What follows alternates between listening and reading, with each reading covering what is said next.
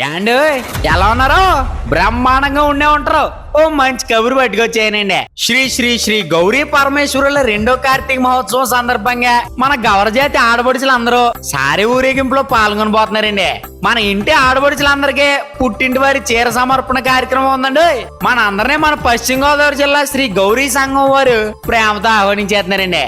ఇదిగో ఈ నెల నవంబర్ 17వ తారీఖు అనగా ఆదివారం ఉదయం నాడు గౌరీ పరమేశ్వరుల విగ్రహ ప్రతిష్ఠ జరగబోతుందండి. మన తోలేరు ప్రసన్న కనకదుర్గాదేవి అమ్మవారి ఆలయం నుండి శ్రీ గౌరీదేవి అమ్మవారికి 2000 పళ్ళెల పండ్లు పలహారాలతో అంగరంగ వైభవంగా సారే ఊరేగింపు జరగబోతుందండి. కావున మన గౌర జాతి అతిథులు అందరినీ ప్రేమతో ఆహ్వానించేస్తున్నామండి. ఇదిగో ఆ రోజే గౌర కులస్తుల ఆత్మీయ కలయిక జరగబోతుందండి.